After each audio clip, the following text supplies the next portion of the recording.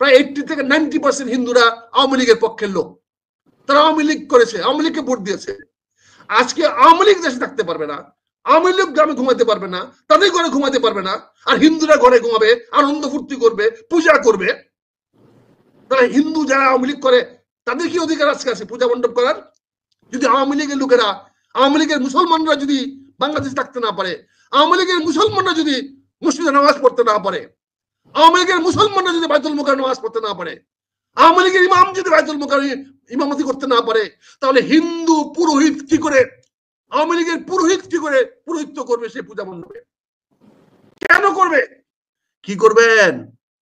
কি করবেন home minister সাহেব? ক্ষমতা আছে, আপনি বন্দুক দিয়ে গুলি বেরো না, গোলাপ ফুল বেরোয়। আপনি মিলিটারি দিয়ে মানুষের উপরে মারলে পরে আপনি মিলিটারিকে ওন করেন না, তার পক্ষ নেন না, তার পক্ষে দাঁড়ান না। আপনার পক্ষে তো সামরিক বাহিনী যাবে না, আপনি সামরিক কর্মকর্তা হলেও। আপনি তো লেফটেন্যান্ট জেনারেল না, লে জেনারেল হয়ে গেছেন।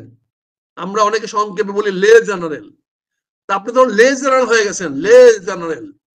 আপনি জেনারেলদের তো এখন আপনি বিচ্যুতি করে ফেলছেন। আমাদের খলিলুর রহমানকে আপনি নিরাপত্তা উপদেষ্টা বানিয়ে নিয়ে আসছেন, উনিও নিউ ইয়র্কে গিয়ে নিরাপত্তা ঘোরাঘুরি করে। বাংলাদেশের নিরাপত্তা নিয়ে চিন্তিত না, উনি সেনা বাহিনীর সঙ্গে উনার কোনো সম্পর্ক নাই, অথচ উনি আমাদের জাতীয় নিরাপত্তা উপদেষ্টা। এই যে হযবরল অবস্থা সৃষ্টি করেছেন, আপনি হয়তো ডিসেম্বরে বা ফেব্রুয়ারিতে নির্বাচন দিয়ে চলে যাবেন আমাদের প্রধান উপদেষ্টা, তারপরে আমরা কিভাবে ফেস করব?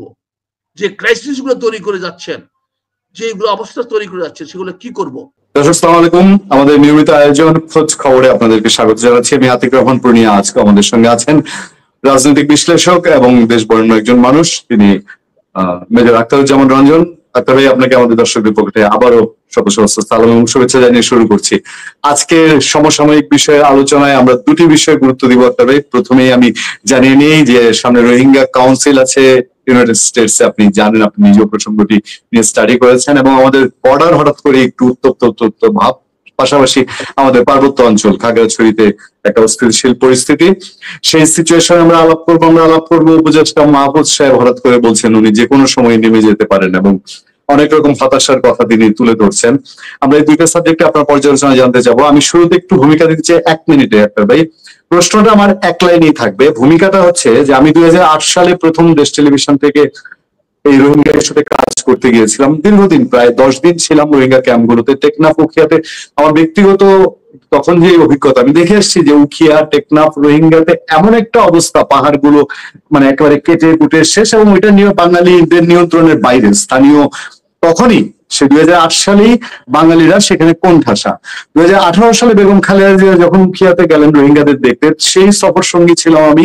তখন আমি পরিবর্তন.com-এ তখন দেখে এসেছি এর চেয়ে দ্বিগুণ, আর মানে নিঃশ্বাস ফেলার মতো একটা অবস্থা নাই। উখিয়া, টেকনাফ, ইভেন কক্সবাজারে পতিতাবৃত্তির সাথে অসংখ্য নারীরা জড়িয়ে গেছে, এরকম একটা সিচুয়েশন। আমার এক লাইনের প্রশ্ন, এই রোহিঙ্গারা আগামী ঈদে কি আসলে তাদের দেশে ঈদ করবে? মেজর আখতারুজ্জামান রঞ্জন। ধন্যবাদ আপনাকে। ধন্যবাদ পুনিয়া। আসসালামু আলাইকুম। আপনার মাধ্যমে আপনার অগণ দর্শক শ্রোতাদেরকে সালাম জানাই। আসসালামু আলাইকুম সবার প্রতি। যে যেখানে আছেন ভালো থাকবেন, নিরাপদে থাকবেন। আগামী ঈদে তারা মায়ানমারে বা রোহিঙ্গারা ফেরত যাবে, এটা আশাবাদ ব্যক্ত করেছিলেন গত বছর জাতিসংঘের মহাসচিবকে নিয়ে আমাদের অন্তর্বর্তী সরকারের প্রধান ডক্টর ইউনূস সাহেব। আজকে দেখেন দুর্ভাগ্য কি, এই আগামী ঈদ মানে প্রায় মার্চের দিকে ঈদ হবে। 6-7 মাস চলে গেল। আমার প্রধান উপদেষ্টা সাহেব এখন নিউ ইয়র্কে জাতিসংঘে আছেন। যেই জাতিসংঘের মহাসচিবকে সামনে নিয়ে টুপি মাথায় দিয়ে উনি এই কথাগুলো বললেন, সে জাতিসংঘের মহাসচিবের সঙ্গে কোনো একটি কথা হয় নাই। উনি জিজ্ঞাসা করেন নাই আপনি রোহিঙ্গাদের খবর কি, তাদের কতটুকু আগাইলেন আপনি তাদেরকে ওই দেশে ফেরত পাঠানোর জন্য, কোনো কথা নাই। কিন্তু গত রোজার পরে, গত ঈদের পরে কিন্তু রোহিঙ্গা বা আরাকানে, বিশেষ করে রাখাইনে অনেক ঘটনা ঘটে গেছে। রাখাইনে কিন্তু এখন মায়ানমার সরকার বলে কোনো সরকার নাই। যেটুকু আছে সেটা সিটি বন্দর এলাকা ঘিরে আছে, যেখানে চাইনিজদের ইন্টারেস্ট গুলা প্রোটেক্ট করার জন্য, চায়নাদের ইনস্টলেশন গুলো, চায়নাদের গ্যাস লাইন, পাইপ লাইন, এগুলা প্রোটেকশন দেওয়ার জন্য চাইনিজদের সহায়তায় মায়ানমার সেনাবাহিনী বা মায়ানমার প্রশাসন সিটি বন্দর, যাকে আমরা আকিয়াব বন্দর আগে বলতাম, সে আকিয়াব বন্দর ঘিরে বসে আছে। বাকি রাখাইন কিন্তু এখন আরাকান আর্মির দখলে। এই আরাকান আর্মি এত বড় বিশাল এলাকা দখল করে নিয়ে গেল, আপনারা কেউ কিছু বললেন না, এই রোহিঙ্গাদেরকে নিয়েও কিছু বললেন না। এমনকি রোহিঙ্গাদের যে আর্মি প্রধান ছিল, আরাকান সালভেশন আর্মি, সে আর্মির চিফ, হ্যাঁ আশরাফ, তার চিফকেও আপনি ঢাকা শহরে থেকে গ্রেফতার করলেন। সে বেচারা চিকিৎসার জন্য এখানে আসছিল, তাকে তার সহকারীর সঙ্গে গ্রেফতার করলেন। গ্রেফতার করে কি মেসেজ দিলেন? যে আপনি আরাকান আর্মির সঙ্গে নাই। কিন্তু আজকে যে কনফ্লিক্টটা এখন দাঁড়িয়ে গেছে রোহিঙ্গাতে, সেই কনফ্লিক্টটা কিন্তু চতুর্মুখী হয়ে গেছে। একটি হলো মায়ানমারের নিজস্ব ইন্টারেস্ট, পাশাপাশি বাংলাদেশ যেহেতু প্রতিবেশী, এই দুইটা দেশ রাখাইনের দুই পাশে আছে, আর একটু লং ডিস্টেন্সে আছে ভারত এবং চায়না। এই চারটা দেশের কিন্তু সীমান্ত আছে এই রাখাইন তথা বৃহত্তর মায়ানমার নিয়ে। সে আপনি যদি আপনার আরো উত্তরে যান তাহলে সেখানে আছে। তাহলে এই চারটি স্টেট কিন্তু এখানে সরাসরি রাখাইন রাজ্যের স্বার্থের সঙ্গে জড়িত। রাখাইনের উত্থান পতনের সঙ্গে এই চারটি রাষ্ট্রের সীমান্তে রেখায়ও কিন্তু বিভিন্ন পরিবর্তন হবে, উত্তেজনা বাড়বে এবং সেখানে বিবর্তন হবে। তার উপরে এখানে আমেরিকানরা চাচ্ছে আরাকান আর্মির মাধ্যমে আরাকান অঞ্চলে অর্থাৎ রাখাইন অঞ্চলে তাদের একটা প্রভাব বিস্তার করতে। তারা বে অফ বেঙ্গলে একটা স্থান চায়। গত 50 বছরে বাংলাদেশে তারা সেই স্থানটা পায় নাই, অনেক চেষ্টা করেছে, পায় নাই, এখনো তারা চেষ্টা করে যাচ্ছে, পাচ্ছে না। কিন্তু তারা এই জন্য এখন আরাকান আর্মির মাধ্যমে মায়ানমার এবং বাংলাদেশ এর মাঝখানের জায়গাটাকে আরাকান আর্মিকে দিয়ে, সিটি বন্দরটাকে আরাকানদের কাছে দিয়ে আমেরিকান এখানে বসতে চায়, যেটা চীন তার জীবন থাকতেও দিবে না। দরকার পড়লে চীন এখানে মহাযুদ্ধ বাঁধাবে, কিন্তু আমেরিকানদেরকে সিটি বন্দরে অবস্থান করতে দিবে না। একই অবস্থা ভারতেরও হয়েছে। ভারত মিজোরাম, নাগাল্যান্ড এবং সঙ্গে ত্রিপুরার সঙ্গে যদি সমুদ্র যোগাযোগ করতে হয়, তাহলে রাখাইন অঞ্চলটা তার জন্য অত্যন্ত আবশ্যক। কারণ আপনি জানেন ইতিমধ্যেই রংপুর দিয়ে সেই চিকেন নেক দিয়ে ভারতের যাতায়াত কত ব্যয়সাধ্য, সময়সাধ্য। ফলে তারা একটা বিকল্প রাস্তা খুঁজছে।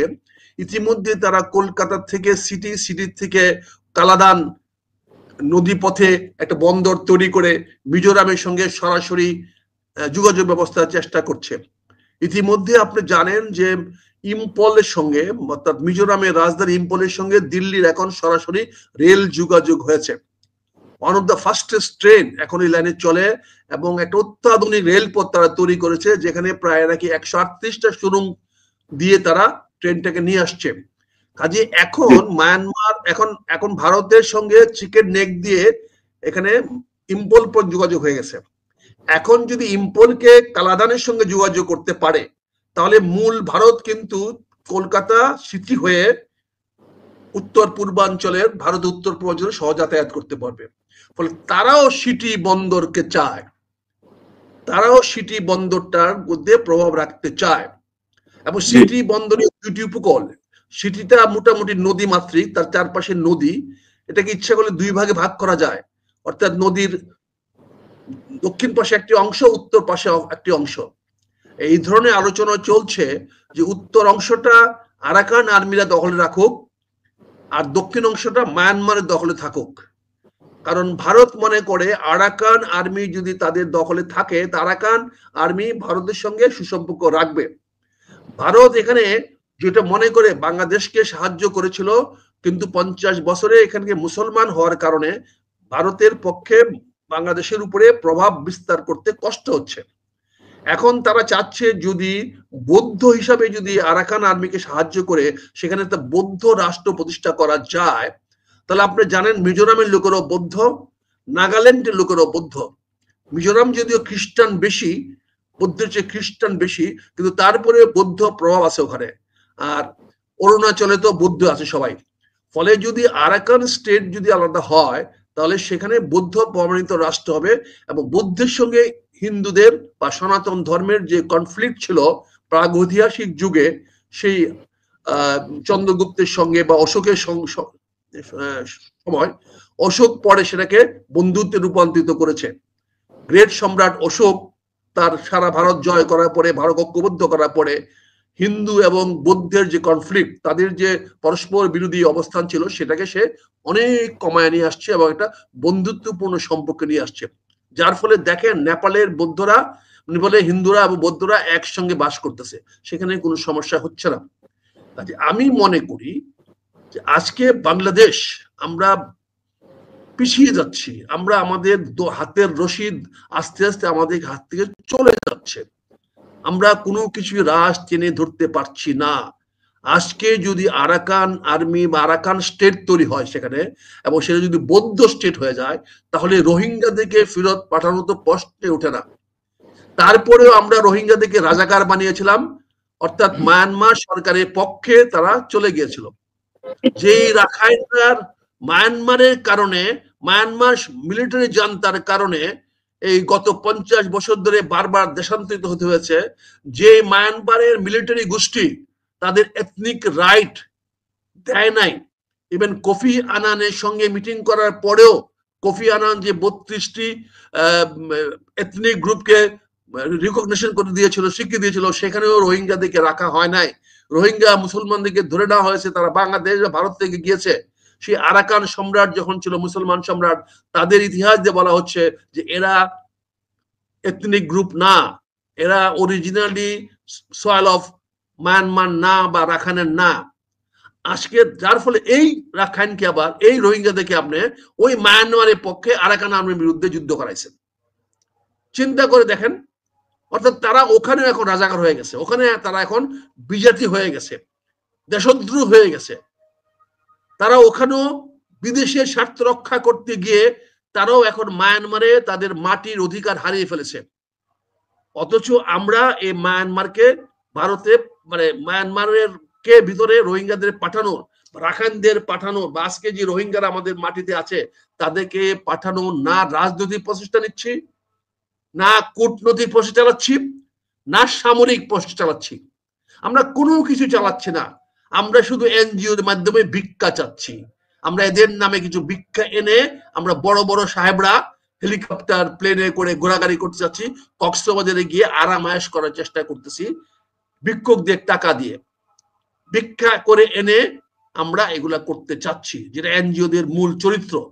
এনজিওরা যে যত কিছুই বলেন, তারা তো ভিক্ষার টাকা দিয়েই এই বড় বড় ব্যবসা প্রতিষ্ঠান গড়ে তুলেছে। আমি নাম বলতে চাই না তারা কারা। এনজিওরা এখন চাচ্ছে এটাকে একটা পার্মানেন্ট ব্যবসা হিসাবে রোহিঙ্গাদেরকে নিয়ে করতে এবং সেখান থেকে তারা ফায়দা লুটতে। কিন্তু বাংলাদেশ কিন্তু সর্বনাশের দিকে নিয়ে যাচ্ছে। প্রতি মিনিটে মিনিটে রোহিঙ্গার জনসংখ্যা বাড়ছে, তারা একের প্রতিদিন বাচ্চা জন্ম দিয়ে যাচ্ছে। এদেরকে আপনি কোথায় স্থান দিবেন, কোন জায়গায় স্থান দিবেন? এরা তো এখন মায়ানমার না, এরা তো বাংলাদেশে জন্মগ্রহণ করছে, এরা তো বাংলাদেশের পপুলেশন।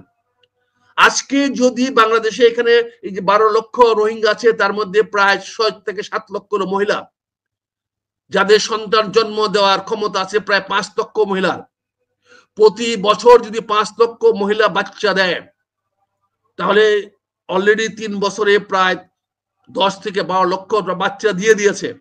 আগামী 5-7 বছরে তারা প্রায় আরো 20 লক্ষ রোহিঙ্গা নতুন বাচ্চা তৈরি করবে। অর্থাৎ বাঙালি রোহিঙ্গার জন্মসূত্রে হবে প্রায় 20 লক্ষ। এদেরকে কোথায় স্থান দিবেন?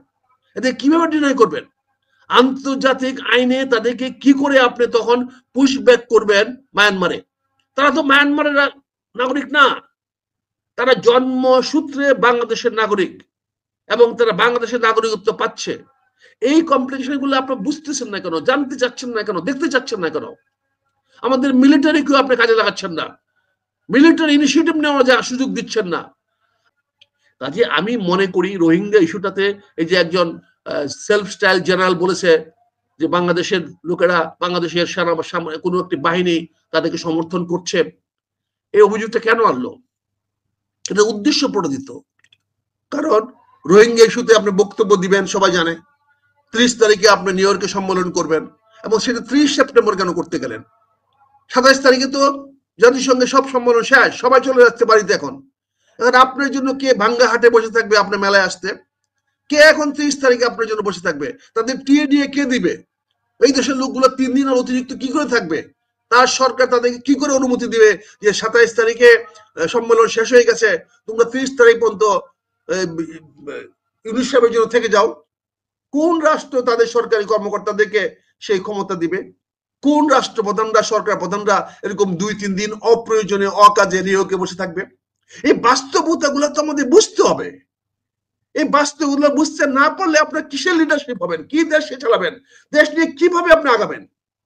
আপনাদের ন্যূনতম যদি এরকম টাইম শিডিউল যদি বুঝতে না পারেন, স্কেলিং করতে না পারেন, তাহলে রাষ্ট্রটা চালাইতে আপনাদেরকে আসতে কে বলছিল? কে আপনাদেরকে বলছে রাষ্ট্রের দায় দায়িত্ব নিতে? আজকে যে মাহফুজ যে কথাগুলো বলছে আমি তাকে পূর্ণ সমর্থন করি। He is a young generation. তার চোখের সামনে ছিল অনেক আশা, অনেক উদ্দীপনা। আজকে সে কি দেখছে? হতাশা। আজকে সে দেখছে তার ভিতরে কি বলে যে উপদেষ্টা পরিষদ কোনো সিদ্ধান্ত নিতে পারছে না। সে অত্যন্ত হতাশার সঙ্গে বলছে, সেদিন যে একটা কনফারেন্স হলো, সেই কনফারেন্সে সবাই দায়ী করা হচ্ছে যে সরকার ঠিক মতো কাজ করছে না, সরকারি প্রশাসন কাজ করছে না। আপনি ওই সম্মেলনে ওই যে সিডাবে যেটা হয়েছে আপনি দেখেন, সেখানে কি আছে? সবাই এক বাক্যে বলেছে যে আইনের শাসন নাই, শৃঙ্খলা নাই, রাষ্ট্র চলছে না। এর জবাবে সে কি বলবে? সে জবাবে সে বলছে যে এই সরকার কোনো পোস্টিং এ তার কোনো প্রভাব ছিল না, সরকারি বিভিন্ন পদায়নে এই ডক্টর ইউনুস সাহেবের কোনো হাত ছিল না। সে ডক্টর ইউনুস সাহেবকে বাঁচাইতে গিয়ে সে বলেছে যে বিএনপি এবং জামাত জোর করে পদগুলো দখল করে নিয়েছে। এটা তো সত্য কথা বলেছে। বলেছে তার লিডারকে, তার নেতাকে বাঁচানোর জন্য।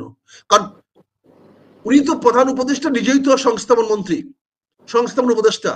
সংস্থাপন সচিবের ঘাড়ে কয়টা মাথা যে সংস্থাপন মন্ত্রী বা উপদেষ্টা নির্দেশ ছাড়া, অনুমতি ছাড়া, তথা প্রধান উপদেষ্টা অনুমতি ছাড়া কাউকে ডিসি বানাবে, কাউকে এসপি বানাবে, কাউকে সেক্রেটারি বানাবে, পড়াশোনায় বসাবে? তার মানে Mahfuz Alam with good faith to protect তার নেতাকে, তার প্রধানকে রক্ষা করার জন্য সে অকপটে স্বীকার করে নিয়েছে যে এই বদলিগুলা জোর করে করা হয়েছে, জোর করে নিয়েছে এবং বিএনপি এবং জামাত সেগুলো দখল করেছে। সত্য মিথ্যা আমি জানি না, কিন্তু এই যদি হয়ে থাকে তাহলে এই সরকারের থাকার কতটুকু অধিকার আছে, নৈতিক অধিকার কতটুকু আছে? তাই হয়তো মাহফুজ বলেছে এবং যথার্থই বলেছে যে আমি যে কোনো সময় সরকার থেকে চলে যেতে পারি। আমার মনে এটাই একজন তেজদীপ্ত বিদ্রোহী যুবকের মাকে মানায়। অন্যায়কে প্রশ্রয় দেওয়া, অন্যায়কে মেনে নেওয়া আর অন্যায় করা সমভাবে দোষী। অন্যায় যে করে, অন্যায় যে সহে, উভয়ই কিন্তু সমদোষী। কাজে আজকে তার বিবেকে যে নাড়া দিয়েছে, আমি সেই বিবেককে তাকে ধন্যবাদ জানাই, স্বাগতম জানাই। আমি অত্যন্ত খুশি হব, গর্বিত হব যদি আমি আজকে দেখি মাহফুজ পদত্যাগ করে চলে আসছেন। এই দায়িত্ব উনি সেই কাঁধে না নিয়ে চলে আসছেন। কারণ আমাদের কাউকে না কাউকে দায়ী করতে হবে আমাদের ব্যর্থতার জন্য। এই বিপ্লবটা কেন ব্যর্থ হয়ে গেল, কেন ব্যর্থ হয়ে যাচ্ছে, কেন আজকে অরাজকতা? আজকে কেন খাগড়াছড়ির মতো একটা এলাকাতে, ছোট্ট একটা এলাকাতে আপনি নিয়ন্ত্রণ করতে পারছেন না? একটা মেয়েকে রেপ করছে, তার বিচার করতে কয় ঘন্টা লাগে?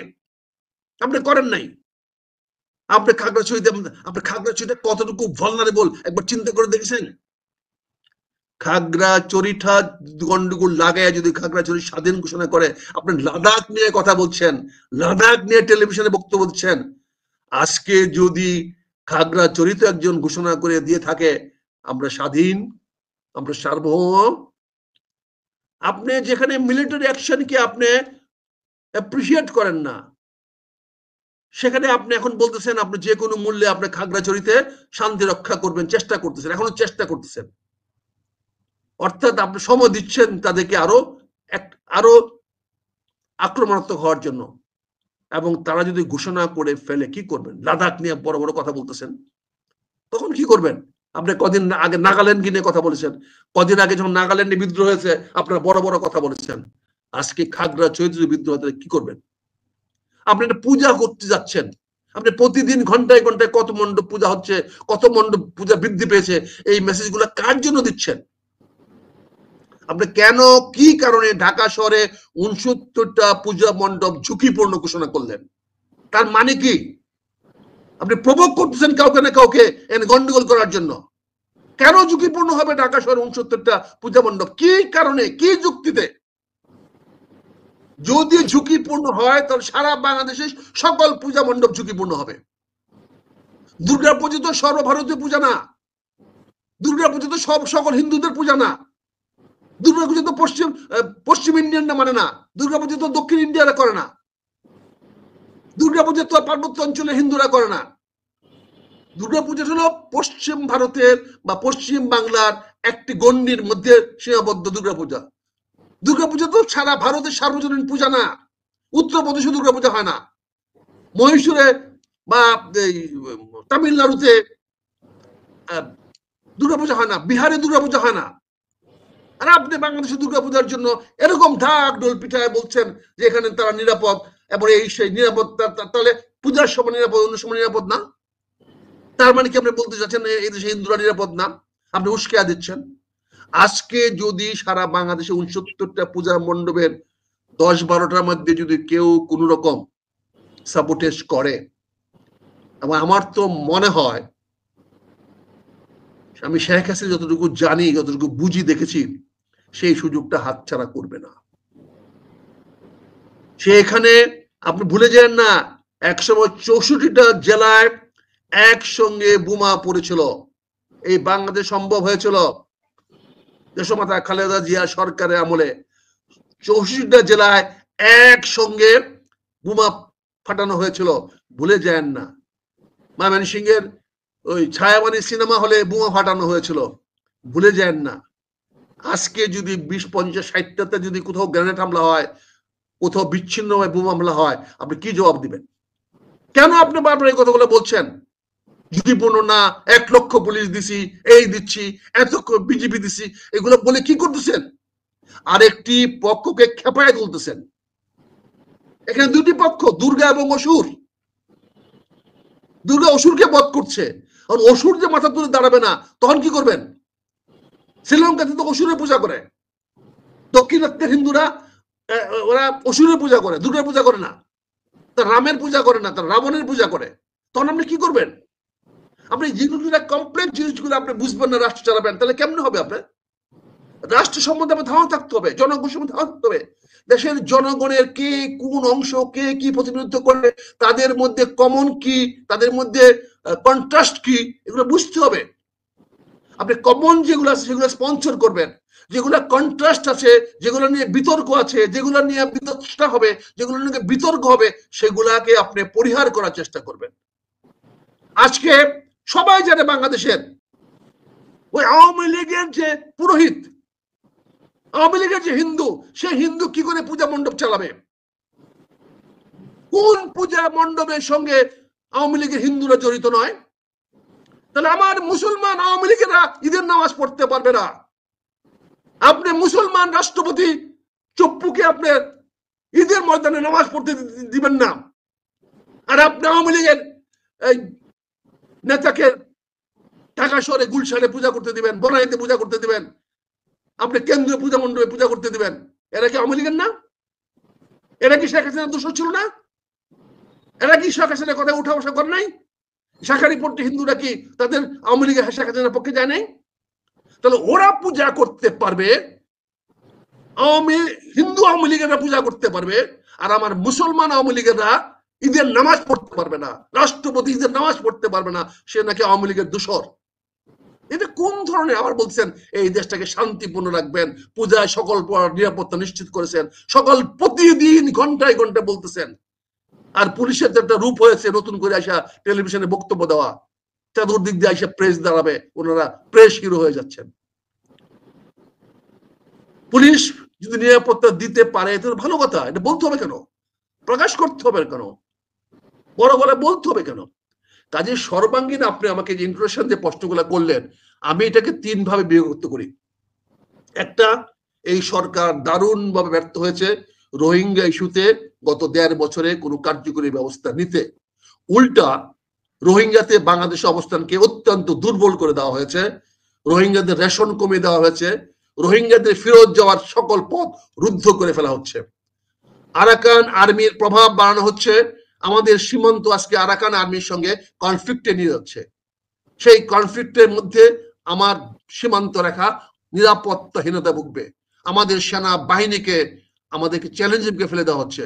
কালকে যখন সীমানা দখল করে নিবে তারা, তখন আমি সেনাবাহিনীকে আপনারা দায়ী করবেন। আজকে যদি খাগড়াছড়িতে কোন রকম অপ্রীতি ঘটনা ঘটে, কোন রকম রাজনৈতিক উত্থান সৃষ্টি হয়, তাহলে আপনি আমার সেনাবাহিনীকে দায়ী করবেন।